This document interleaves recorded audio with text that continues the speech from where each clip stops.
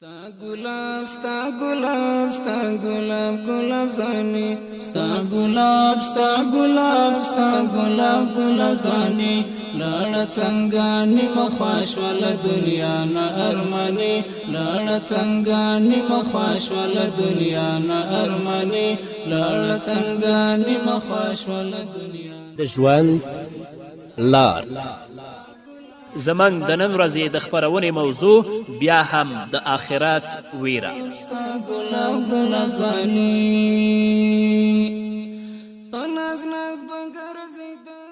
بسم الله الرحمن الرحيم. الحمد لله رب العالمين حمد الشاكرين، الصلاة والسلام على سيد الأنبياء والمرسلين سيدنا ونبينا وشفيعنا ومولانا محمد وعلى آله وأصحابه الطيبين الطاهرين. قدرمنو اوریدونکو د ژوند د لارې د خپرونې مینوالو، السلام علیکم ورحمة الله وبرکاته. ستاسو روغتیا او خوشحالي د پاک رب نه غواړم، په دې هیله چې د صحت او عافیت جامې پر تن ولرئ او خوشحالي مو په برخه وي. دا دی زه محمد یاسین فهیم د ژوند د لارې د خپرونې په وړاندې کولو کې ستاسو په خدمت کې یم. زموږ د نن ورځې د خپرونې موضوع بیا هم د آخرت ویره. درنو اوریدونکو، حضرت ابو عبیده بن جراح رضی الله تعالی عنه د قریشو له ډیرې معززې کورنۍ سره تړاو درلود او د محمد رسول الله صلی الله علیه وسلم لخوا هغه ته د امین الامت لقب ورکړی شوی و. ابو عبیده بن جراح د شام په جهاد کې ستر قمندان و، د حضرت خالد بن ولید په شان، د حضرت یزید بن ابو سفیان په شان، د حضرت عمر بن عاص رضی الله عنهم په شان د قریشو لوی لوی مشران د ده تر لاس لاندې د قمندانانو په حیث کار کوه. د حضرت عمر فاروق رضی الله تعالی عنه په نزد د ده مقام داسې و چې کله عمر فاروق رضی الله تعالی عنه رحلت کوه، وی فرمایل که ابو عبیده ژوندی وای نو ما به په خپل ځای ټاکلی و. رسول الله صلی الله علیه وسلم حضرت ابو عبیده بن جراح رضی الله تعالی عنه ته د هغه په ژوند کې د جنت زیری ورکړی و چې ابو عبیده ته جنتي یې. د حضرت ابو عبیده رضی الله تعالی عنه د الله څخه او د آخرت څخه ویره داسې وه چې ډیرې معمولي او وړې پیښې هم د هغه لپاره پند او عبرت وي، او د الله رب العزت د هیبت او جلال په وریادېدو سره به تل په سترګو کې اوښکې ډنډ وي او د سترګو نه به اوښکې څڅېدلې. وګورئ د ابو عبیده بن جراح رضی الله تعالی عنه شان ته. محمد رسول الله صلی الله علیه وسلم د هغه په ژوند کې هغه ته د جنتي زیری ورکوي، اما بیا هم د الله نه دومره ویریږي چې په سترګو کې اوښکې دي. د الله د ویرې او د آخرت د ویرې نه د هغه د سترګو نه اوښکې تویږي. یو ځل یو کس د حضرت ابو عبیده بن جراح رضی الله تعالی عنه کور ته ورغی. ګوري چې حضرت ابو عبیده په سلګو سلګو ژاړي. سړی حیرانیږي، پوښتنه کوي خیر خدای تاسې ولې دومره ژاړئ؟ ابو عبیده بن جراح رضی الله تعالی عنه ورته وایي یوه ورځ رسول اکرم صلی الله علیه وسلم د مسلمانانو د راتلونکو فتوحاتو او د بډای کېدلو یادونه وکړه او شام هم پکې یاد کړ. او وی فرمایل ابو عبیده که تر هغه وخته عمر در سره وفا وکړه نو ستا لپاره به یوازې 3 نوکران کافي وي، یو خاص ستا لپاره، یو ستا د کورنۍ لپاره، او یو له تا سره په سفر کې د ملګرتیا لپاره. په همدې ډول به ستا د سورلي لپاره 3 اوښان کافي وي، یو ستا لپاره، یو ستا د غلام لپاره، او یو هم د اسباب او سامان لپاره. دا د رسول الله وینا وه. خو اوس ګورم چې کور مې له غلامانو او طبیله مې له اسونو ډکه ده چې زه به محمد رسول الله ته څه ډول خپل مخ ورښیم. رسول الله فرمایلی دي ما ته به هغه څوک له ټولو زیات ګران وي چې د قیامت په ورځ په همغه حال کې له ما سره مخامخ شي څنګه چې اوس زه پرېږدم. رسول الله خو ما ته 3 نوکران او 3 اوښان ویلي ول، خو زما کور اوس د غلامانو ډک دی او طبیله مې له اسونو ډکه ده. زه به محمد رسول الله صلی الله علیه وسلم سره څنګه مخامخ کیږم؟ د دومره مال او دولت سره سره د ده ژوند دومره ساده او فقیرانه و چې اندازه یې د دې پیښې موږ او تاسو معلومولی شو. هغه پیښه دا ده د بیت المقدس د فتح په مهال عیسایي علماو او مشرانو د اسلام له سپه سالار او قمندانانو څخه غوښتنه وکړه که د اسلام خلیفه تشریف راوړي د هغه په شتون کې تړون ولیکل شي او موږ ښار مسلمانانو ته وسپارو. د عیسایانو د دې غوښتنې په اساس حضرت عمر فاروق رضی الله تعالی عنه بیت المقدس ته تشریف راوړ. د ښار له ورسپارلو څخه وروسته د اسلام قمندانانو په وار سره حضرت عمر فاروق رضی الله تعالی عنه ته میلمستیا وکړه. حضرت عمر رضی الله تعالی عنه د هغوی د خیال ساتلو په خاطر هلته ورغی، خو یوازې ابو عبیده رضی الله تعالی عنه امیر المؤمنین حضرت عمر فاروق رضی الله تعالی عنه میلمه نه کړ. یوه ورځ حضرت عمر فاروق رضی الله تعالی عنه ابو عبیده ته وویل ټولو قمندانانو زه میلمه کړم خو تا زه میلمه نه کړم، ولې؟ حضرت ابو عبیده رضی الله تعالی عنه امیر المؤمنین حضرت عمر فاروق ته ځواب ورکه ما د دې لپاره میلمه نه کړی چې امکان لري که تاسې زما ځای ته راشئ نو اوښکې به تویې کړئ او به ژاړئ. حضرت عمر فاروق رضی الله تعالی عنه ورته وویل داسې نه ده، یوه ورځ ته ما هم میلمه که. ابو عبیده رضی الله تعالی عنه امیر المؤمنین حضرت عمر فاروق رضی الله تعالی عنه میلمه که. کله چې عمر فاروق رضی الله تعالی عنه د شام د فاتح خیمې ته تشریف یوړ او ویې کتل چې هلته پرته د اصل یو لیمڅي څخه نور هیڅ نشته او همدا لیمڅی د ده بستره وه او د اس ځینې بالښت و. په یوه تاقچه کې د ډوډۍ څو وچې ټوټې پرتې وې. ابو عبیده بن جراح هغه وچې ډوډۍ ماتې کړې او د خاورو په یو کټو کې اوبه او مالګه راوړه او د عمر فاروق رضی الله تعالی عنه مخ ته یې په ځمکه کیښودی. کله چې عمر فاروق رضی الله تعالی عنه دا حال ولیده بې اختیاره ژړا ورغله او ابو عبیده بن جراح یې په غیږ کې ونیوه او ویې فرمیل یوازې ته زما ورور یې، زما په ملګرو کې بې له تا څخه نور هیڅوک پاتې نه دي چې په هغه باندې دنیا څه ناڅه خپل کوډې او جادو نه وي کړي او هغه د دنیا څه ناڅه خوند نه وي اخیستی، یوازې ته زما ورور یې. حضرت ابو عبیده بن جراح رضی الله تعالی عنه وفرمیل ای امیر المؤمنین ما درته ونه ویل که تاسې زما ځای ته راشئ اوښکې به تویې کړئ او اوبه ژاړئ. درنو اوریدونکو دا خبره زموږ لپاره د فکر کولو وړ ده چې د داسې جلیل القدره صحابي او دومره د پاک او له زهد او تقوا څخه ډک ژوند تیرونکی هم له آخرت څخه بېغمه نه و، د الله څخه ویرېده.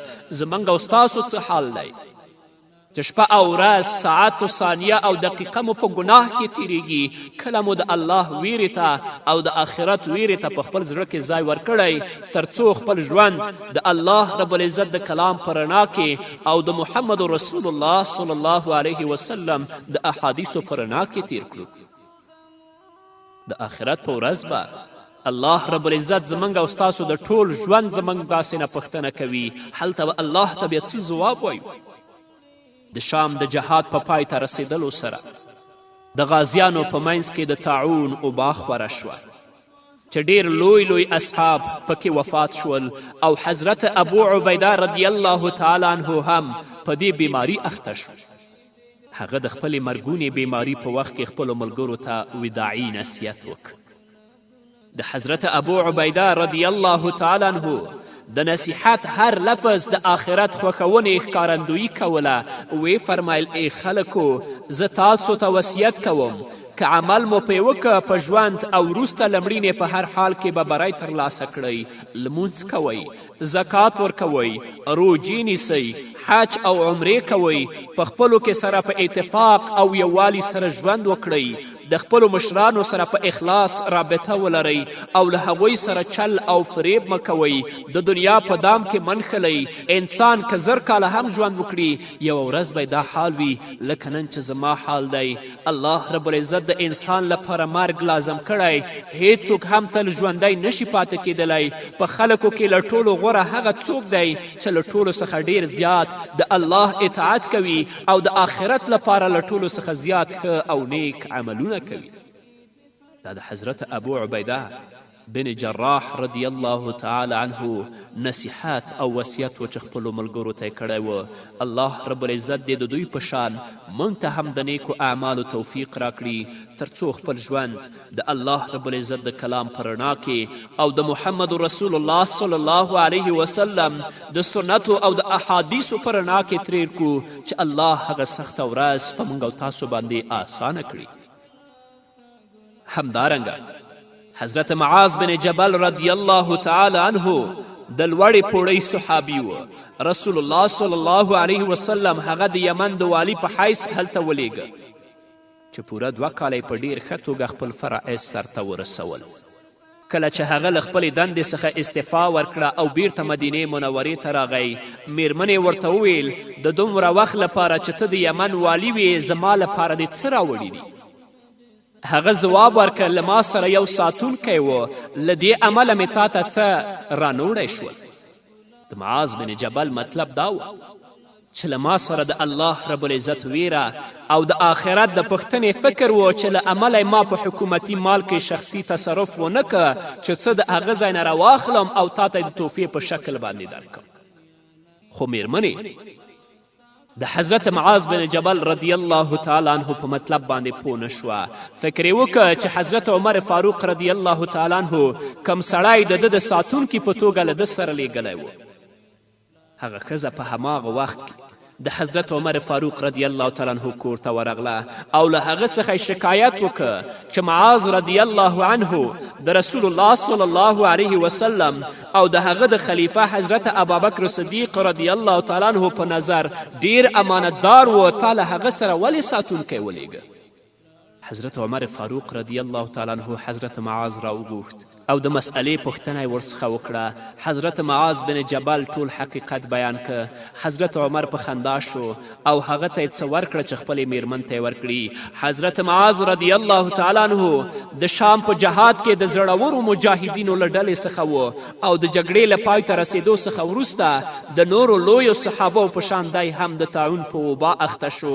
د ژوند په وروستیو شیبو کې له ده سره چې کوم فکر و هغه د آخرت فکر و، د الله ویره او د آخرت ویره و، بل څه نه و.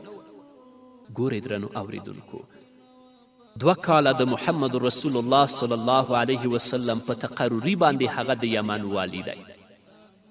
اما کله چې د یمن نه بیرته خپل کور ته راګرځي هیڅ ځان سره نه لري. ښځه ترې پوښتنه کوي چې ما ته دې څه را نه وړل؟ هغه ورته وایي چې ما سره یو ساتونکی و، د ساتونکي نه مطلب الله دی، نو ومې نه شو کړی چې تا ته زه څه راوړم او په حکومتي سیس کې د تصرف وکړم. د نن ورځ حکما، د نن ورځ رئیسان، د نن ورځ وزیران او د نن ورځ وکیلان دې راشي د حضرت معاذ بن جبل رضی الله تعالی عنه مبارک ژوند دې مطالعه کړي او د ده نه دې پند او عبرت واخلي چې 2 کاله هغه والی دی په یمن کې، خو د خپل کور ته تش راځي. دوی خو والیان شوي نه وي، وکیلان شوي او وزیران شوي نه وي چې میاشت وروسته 4 کورونه او 14 موټر وي. تاسې به د الله رب العزت په حضور کې نه درېږئ، الله رب العزت به ستاسو نه پوښتنه نه کوي. راځئ د آخرت ویرې ته په خپل زړونو کې ځای ورکړئ. راځئ د الله ویرې ته په خپلو زړونو کې ځای ورکړئ تر څو د خپل ژوند د الله د کلام رڼا کې او د محمد رسول الله د حدیثو په رڼا کې تیر کړئ او هغه سخته ورځ الله در باندې آسانه کړي. او که مو ژوند داسې په غفلت کې تیریږي، داسې په بې اعتنایي کې تیریږي، نو هلته به الله رب العزت سخت حساب در سره وکړي. بیا به د الله رب العزت د حساب نه خلاصون نه لرئ. الله دې موږ ته د نیکو اعمالو توفیق راکړي. په همدې هیله درنو اوریدونکو نور به واورو خو د یوې دمې نه وروسته.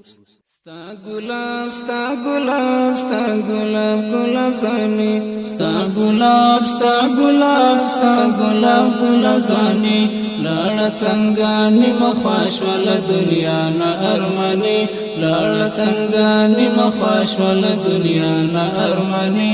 ستا ګلاب ستا ګلاب ستا ګلاب ګلاب زاني، ستا ګلاب ستا ګلاب ستا ګلاب ګلاب زاني.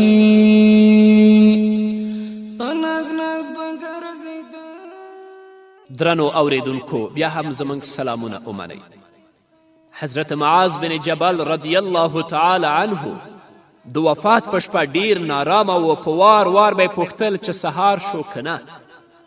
کم کسان چې د حضرت معاذ بن جبل رضی الله تعالی عنه په خوا و شا کې ناست ول هغوی به ورته ویل تر اوسه نه دی سهار شوی کله چې سهار شو نو موږ به دې خبر کړو نو کله چې سهار شو هغو کسانو حضرت معاذ بن جبل رضی الله تعالی عنه ته خبر ورکړه چې سهار شو نو حضرت معاذ بن جبل رضی الله تعالی عنه وفرمایل له هغې شپې څخه په الله رب العزت پناه غواړم چې سهار یې له دوزخ څخه پیدا شوی وي ښه راغلې ای مرګه په خیر راغلې د هغه دوست خواته راغلې چې د ولږې په حال کې دی الهي زه چې له تا څخه څومره ویریږم هغه تا ته معلومه ده اوس زه له تا څخه ډیر امیدونه لرم ما اوږد عمر او دنیا د دې لپاره نه خوښوله چې وخت په ونو ایښودلو او ویالو ایستلو باندې برباد کړم بلکې مطلب مې دا و چې له بدي څخه لرې پاتې شم او نیکي او ښېګڼې ته رواج او وده ورکړم او د ذکر په حلقو کې له علماو سره کښېنم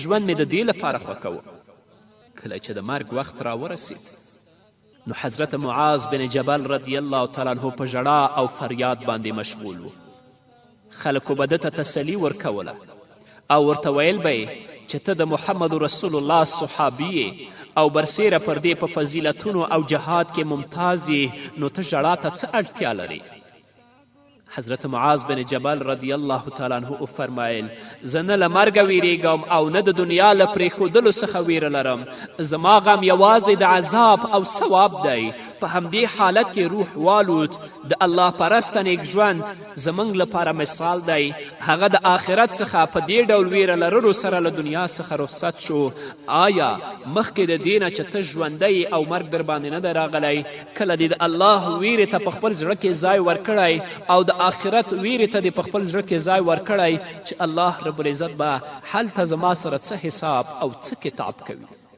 الله رب العزت دې زموږ په حال باندې ورحمیږي الله رب العزت دې د دوی په شان موږ ته هم د نیکو اعمالو توفیق راکړي تر څو آخرت او جنت زموږ هدف او مقصد وګرځي او د دنیوي مشکلاتو او د دې بدبختیو نه الله وژغوري او الله د نیکو اعمالو توفیق راکړي همدارنګه درنو اوریدونکو حضرت عبدالرحمن بن عوف رضی الله تعالی عنه د هغو نیکبخته صحابو له ډلې څخه و چې محمد رسول الله صلی الله علیه وسلم هغه ته د هغه په ژوند کې د جنت زیری ورکړی و چې ای عبدالرحمن بن عوف ته جنتي سره د دې چې محمد رسول الله صلی الله علیه وسلم هغه ته د جنتي زیری ورکړی خو بیا هم د آخرت څخه بې پروا نه و لکه څرنګه چې د حضرت عبدالرحمن بن عوف د زوی ابراهیم وینا ده ابراهیم وای چې ورځ زما پلار ته ډوډۍ راوړل شوه په همدې ورځ هغه روژه وخوړه هغه ته د مسلمانانو د غریبي زمانه او هغه صحابه ورپه زړه شول چې د غریبي او فقر په حالت کې شهیدان شوي ول حضرت عبدالرحمن بن عوف رضی الله تعالی عنه فرمایي مصعب بن عمیر رضی الله تعالی عنه د احد په جګړه کې شهید شو هغه له ما څخه ښه و هغه په داسې څادر کې کفن شو که به سر ورته پې پټ که پښې به یې لوڅې پاتې شوې او که به یې پښې پټې کړې سر به یې لوڅ پاتې شو ټول بدن یې پکې نه پټېده حضرت حمزه رضی الله تعالی عنه په احد کې په شهادت ورسېده هغه هم له ما څخه غوره و اوس موږ ته دنیا پراخه شوه غوسایي او راحت را په برخه شه ما ته داسې ښکاري چې موږ کوم نیک کارونه کړي دا شیان د همدې عملونو بدله نه وي چې موږ ته په دنیا کې راکړ شوې ده او آخرت کې څه نه وي د دې خبرو په کولو سره حضرت عبدالرحمن بن عوف رضی الله تعالی عنه په ژړا شو او له خوراک څخه یې لاس ونیو حضرت عبدالرحمن بن عوف رضی الله تعالی عنه ډیر لوی تاجر و او دی د دولتمندو اصحابو له ډلې څخه شمیرل کېده خو د آخرت ویره داسې وه چې دومره مال او دولت سره سره په دنیا ککړ نه شو د دنیا او آخرت په منځ کې څنګه اعتدال او منځلاریتوب غوره کیدلی شي د هغه ډیر ښه مثال د صحابه و کرام په ژوند کې موندل کیدلی شي د اسلامي ژوند دود دا هغه ځانګړنه ده چې په نورو نظامونو کې نشته صرف د اسلام کې پیدا کیدلی شي او بیا اسلام کې چې څوک د صحابه و کرامو رضی الله تعالی عنهم مبارک سیرت مطالعه کړي بیا په هغو باندې پوهیږي الله دې موږ ته توفیق راکړي چې د خپل ژوند د الله لپاره تیر کړو، خپل ژوند د قرآن لپاره تیر کړو، خپل ژوند د محمد رسول الله د دین لپاره تیر کړو، د دنیا په دام کې وننښلو. خو په افسوس سره قرآن کریم لولو، په قرآن کریم باندې عمل نه کوو. صحابه و کرامو به په کفارو شرطونه ایښودل، د کفارو نه به جزیې اخیستلې، خو نن ورځ کفار په موږ باندې شرطونه ږدي، د مسلمانانو نه جزیې اخلي. دا ځکه چې موږ د الله رب العزت ویره، د آخرت ویره له خپلو زړونو څخه ایستلې ده، او موږ ته د یهودو او نصاراو عملونه ښه ښکاري. د صحابه و کرامو نقش قدم و پریښی، د محمد رسول الله نقش قدم و پریښی، د قرآن لاره مو پریښې، د احادیثو لاره مو پریښې، بلکې د کفارو، د یهودو، د عیسویانو نقش قدم تعقیبو. صحابه و کرامو ته به چې حکومت وسپارل شو، هغوی به د خلکو خدمت کوه، او حتی خپله تنخوا به هم په فقیرانو او په مسکینانو باندې ویشله. نن تاسې وګورئ چې لږ شانته اختیار هم چاته ورکړی شي، هغه ټول په خپله ګټه استعمالوي.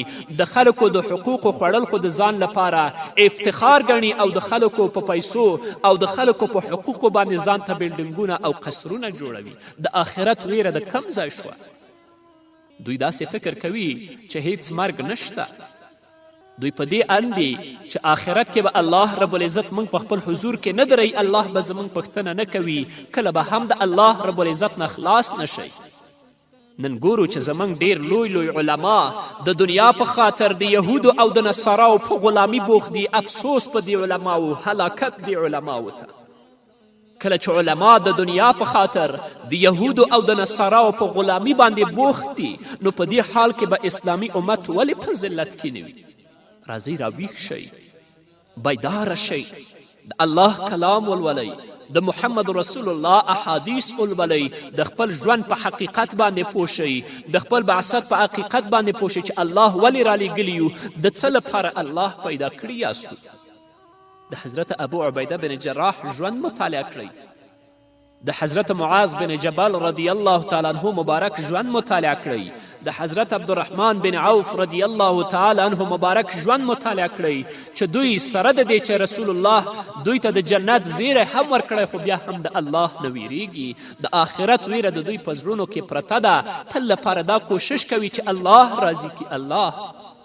الله دې زموږ په حال باندې رحم وکړي. الله دې موږ ته د نیکو اعمالو توفیق راکړي. د دنیا د جال نه دې الله موږ وساتي، ځکه څوک چې د دنیا په جال کې ونښته هغه تباه دی. الله دې زموږ توجه آخرت طرف ته کړي. په همدې هیله درنو اوریدونکو، دا وه زموږ د نن ورځې خپرونه چې ستاسو درانه حضور ته وړاندې شوه.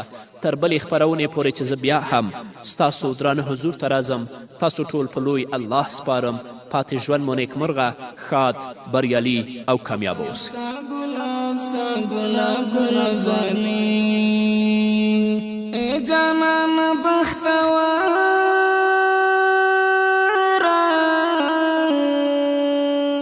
تدخلو حور یار شوی. ای جانان بختوارا، تدخلو حور یار شوی. پڅیر کې د څرګند ګران اثر د جنتی، پڅیر کې د څرګند ګران اثر د جنتی. ستا ګلاب ستا ګلاب ستا ګلاب ګلاب زانی، ستا ګلاب ستا ګلاب ستا ګلاب ګلاب زانی. لاړه څنګه نیمه خوا شوله دنیا نه ارماني، لاړه څنګه نیمه خوا شوله دنیا نه ارماني. ستا ګلاب ستا ګلاب ستا ګلاب ګلاب زانی، ستا ګلاب ستا ګلاب ستا ګلاب ګلاب زانی. جلالی درته دعا کړم، لاس می پورته دی نیولی. جلالی درته دعا کړم، لاس می پورته دی نیولی.